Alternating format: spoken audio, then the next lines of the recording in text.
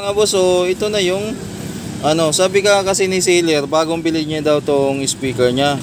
To Sonra na model 1208. So wala pa atang 1,000 yung isa nito, pero brand new. So bali gumastos din siya ng mga 1.6 mahigit sa Tapos yung Twitter naman niya, check dun sa wala tayong naging sound check dun sa unang video natin kasi kinalas ko tong dati niyang gawa ng galing talaga to sa trolley speaker. Ito yung pinaka original niya na Ngayon, papalitan ko ng plywood. So ititrim ko muna tong gagamitin natin na plywood para tapos pipinturahan natin para makuha natin yung tamang measurement o yung tamang kailangan natin para dito. Gawa ng singaw naman to kumbaga sa para mukhang maayos naman, din maglalagay tayo ng speak on dito para pang terminal sa kanya. Ayan. Okay. So yun muna ang gagawin natin. Mga boss, dumating na yung order natin na pang speak on, yung plate sa likod, tapos yung mismong speak on. Bali, ito lang sana ang kukunin ko. Akala ko marami pa akong stock, wala na pala, sinabay ko na, bumili ako ng 4. Ang binayaran natin dito sa 4 ay 205 kasama shipping. Ewan ko kung nakalagay pa dito na wala atang price dito sa wala nga mga boss. Ito yung niya, wala Itong dalawa naman bali 153. So i-total natin yan sa gastos natin sa speaker na to para mabutasan ko na. Then nagpe-prepare na din ako ng gagawin kong filter para sa sa high frequency driver natin o sa Twitter. So abangan nyo mga boss, at kakatapos lang din ng amplifier na to, baka matesting din natin. So napasubo na tayo sa gastos dito sa sa speaker na to. So inayos lang natin para kasi pangit naman nung unang na nakalaylay, kailangan gandahan natin o ayusin lang naman natin ng konti.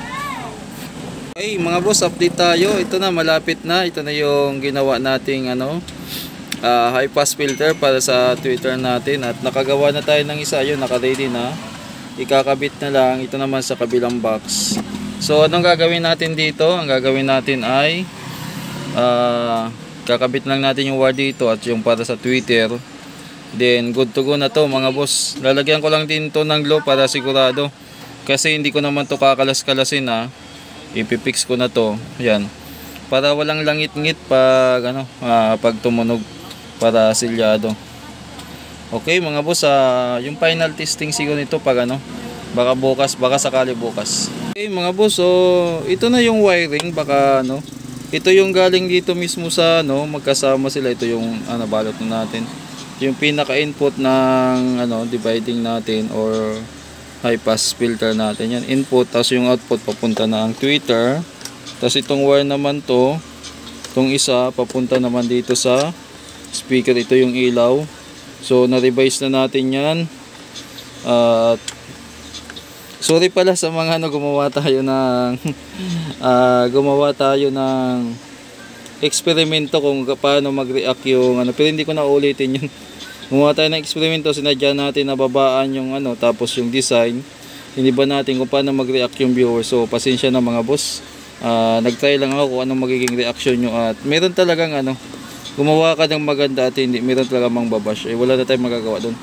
So ito na yan, speaker nakahinang na dito, ayan papunta na dito. So isusuot ko na lang to mga boss, tanggalin ko ulit, tapos isalpa ko dun sa ayan mga boss. So ito na yung speaker na ginawa natin.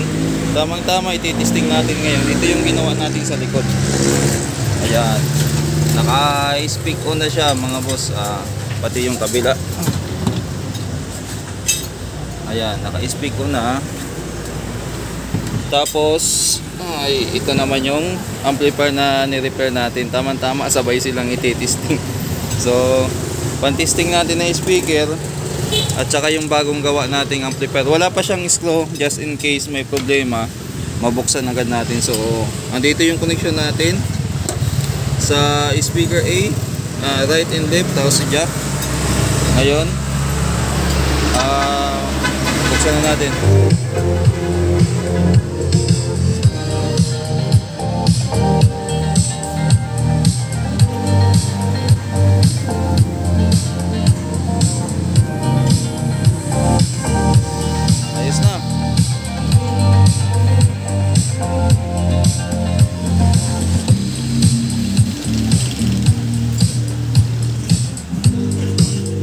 yung settings natin na ano lang, binawasan ko yung bit.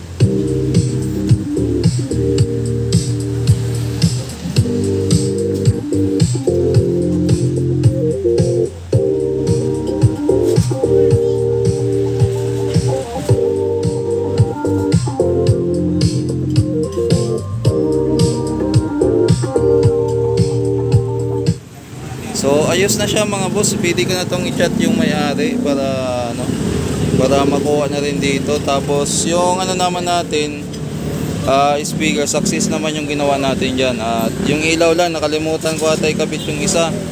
Tingnan niyo. May ilaw yung isa. Yung isa wala, nakalimutan ko ata kasi kagabi nagmamadali na ako gawa ng ano eh. Ano oras na yun? Mag-aalauna na ata. Yan. So yung isa walang ilaw.